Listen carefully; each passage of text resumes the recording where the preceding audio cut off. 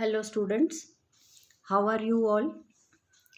I hope you are going through the videos that are being uploaded for you and giving equal importance to all the subjects. So in our last week's class, we had started with unit number 12, Two Gentlemen of Verona. So in our last class, I have given you introduction to the lesson, like what the lesson is about. Then even we read about the author of the lesson, Archibald Cronin. Then I also gave you some words from the glossary, words which were new in the lesson or difficult, and made them simple in simple words and their meanings. So in this class, let us actually start reading the lesson.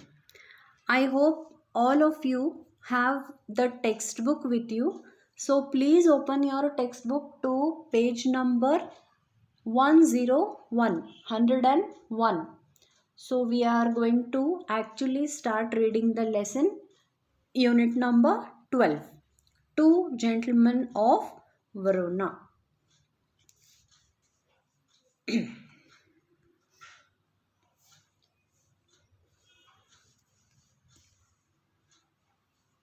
Now, one or two sentence you may find different on the slide and different in the textbook. Don't worry, explanation remains the same. Maybe because we run short of time, so I might have cut down one or two sentences. Doesn't matter. Just go on referring. You will get a link. So, as we drove through the foothills of the Alps, two small boys stopped us on the outskirts of Verona. They were selling wild strawberries, bright scarlet berries that looked delicious against the dark green leaves lining the wicker basket. Now, as we drove, we here indicates the author. He has a friend with him and they have a person who is driving their vehicle, the driver. So these three people are in the vehicle and they are driving through the foothills of the Alps. I told you, mountain range. So whichever words are given in the glossary, you need to refer to them, because already the meanings are given and I have told you in the last class. So whenever those words appear, you need to apply that meaning here and read, understand and read further. Okay. So as they were uh, coming towards the city of Verona, they means the author, his friend and the driver, they saw two boys selling strawberries. So this is just a picture for your reference and imagination. You can see in the picture that there are two people sitting on the backside seat and you can see the driver, and here are two boys who are having a basket full of berries and they are trying to sell them. So this picture is just a picture taken for your reference and understanding. If you search in Google, you will get many pictures related to the lesson. Whichever pictures I have chosen are also from Google. If you want to search more in detail, you can search. This is just for your reference, my dear students. I am telling you again, this is just for reference. Now,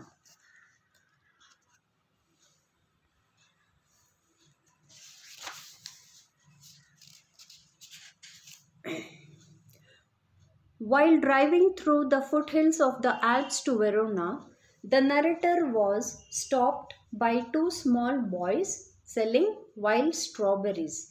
So, actually, in the lesson, also you have the same thing. I have, put it in complex sentences, just like a summary. Okay. Meaning is same. Go on reading the lesson and try to connect what we are reading here. Simultaneously you will understand.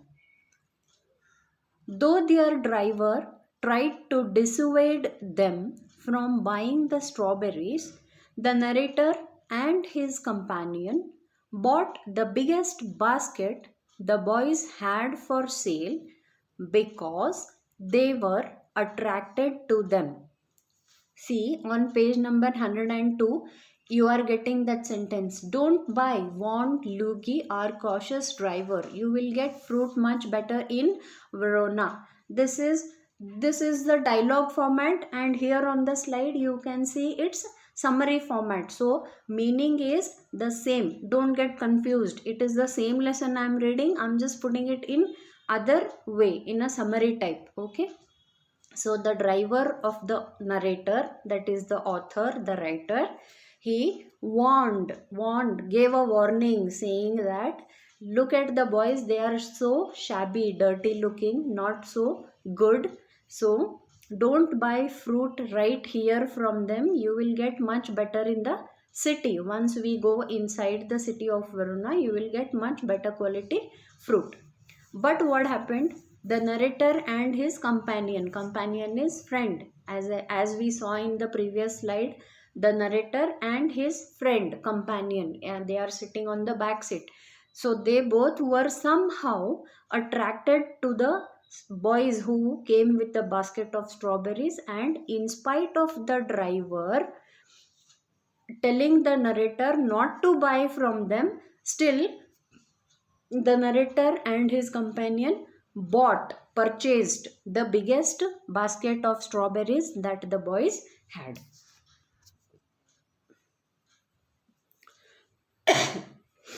Excuse me. The boys were dressed shabbily in old clothes that were too large for them. The two were dark skinned and thin, with a tangled hair and dark eyes, which had a serious expression. So this is the expression, the description of the boys, how the boys appeared. See, the boys were not very, healthy, good looking, pleasant looking.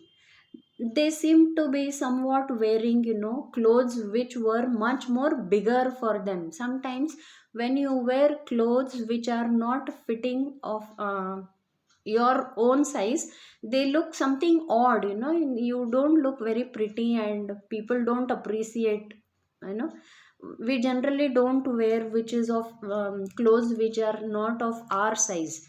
So we exactly measure and then we want this size, that size. So like that, the what clothes the boys were wearing were not of their size. They were much larger clothes than they needed. They too were very small, and they were very having dark complexion, and they were very thin, pale, weak looking, not very clean, shabby, sort of unpleasant, not good to look at. That is why the driver said, look at the boys how they are, see, don't buy from them. That is what he had said. Then Verona is a lovely city, rich in history, with quite medieval streets and splendid buildings of an exquisite pale honey color. Romeo and Juliet are reputed to have lived here. Now, the city to which the narrator was going is mentioned before, that is Verona. So what we are learning here is, once upon a time you might have heard about the great couple Romeo and Juliet. So it is believed that Romeo and Juliet lived in that city when they existed. So the city is, having so many places that one can visit, so many things that one can enjoy. It has a rich history with, you know yellowish color spread everywhere, like it's a colorful city. That is what the author is telling us. Then, now, who were the two boys who were selling strawberries. In the previous slide, we saw that the two boys were selling strawberries. Then, who were those boys? The author is telling us about them now. The boys were brothers. So, the two boys were brothers, siblings. Nicola, the elder, was 13. 13 means 13 years of age, 13 years old, and Jacopo, the younger one, was nearly 12. So, one was 12 years old and the elder one was 13 years old. What was the name of the elder brother? Nicola. And the younger one, Jacopo. Then, what the author is telling us.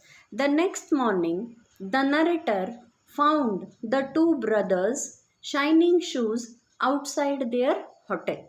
So, the day the author came to the city of Verona, the two boys were selling strawberries. They were selling fruits. The same two boys, next morning, the narrator, that is the author, saw that they were polishing shoes outside the hotel in which the narrator stayed.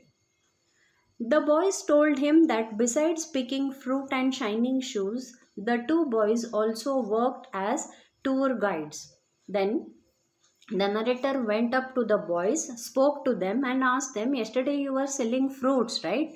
Today you are polishing shoes. So the two brothers very calmly and respectfully answered the narrator that yes sir, we do many things. We don't only sell fruits, but we also polish shoes, we also hawk newspapers, and we can also guide the tourists to see the beautiful places in and around Verona. So we act as guides on a tour also. Then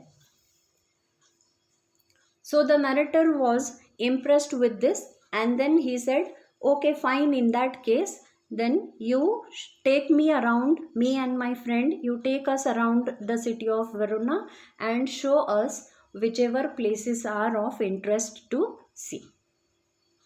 As the boys showed the narrator and his companion around the town, he noticed the boys were childish and innocent. So, as day by day they spent time together, because every day they visited one or the other place, they went to a hotel, they went to a restaurant, they went to see a play, and so many things.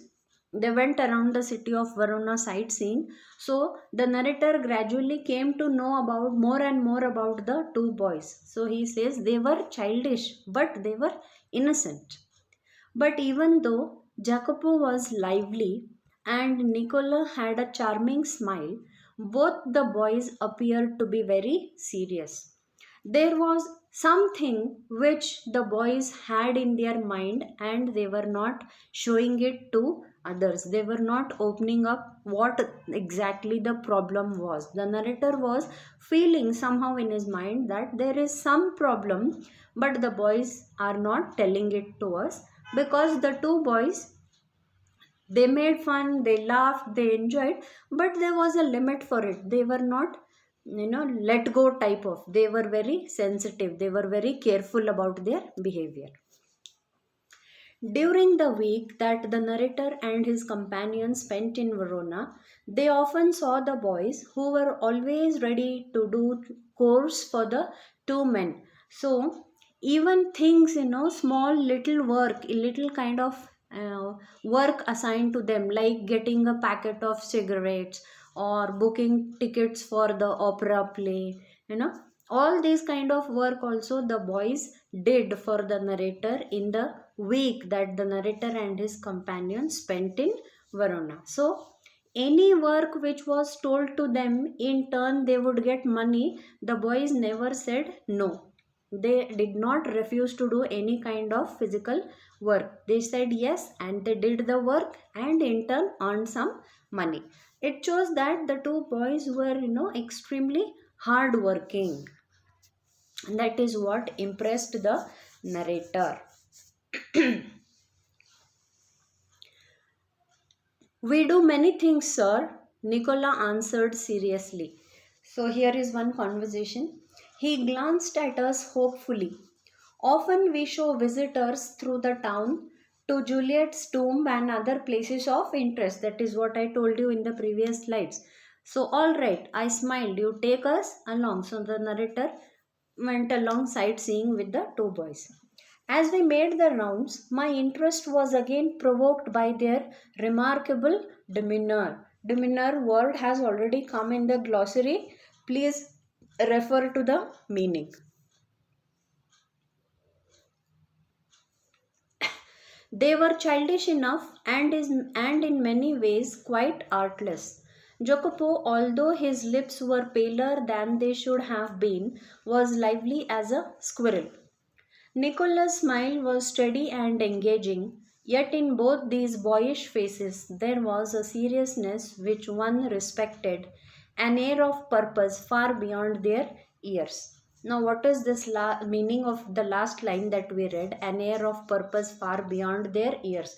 So, they both were hardly 12 and 13 years, but for what purpose? There was a purpose why they were doing all this kind of small work which anyone told them for very small amount.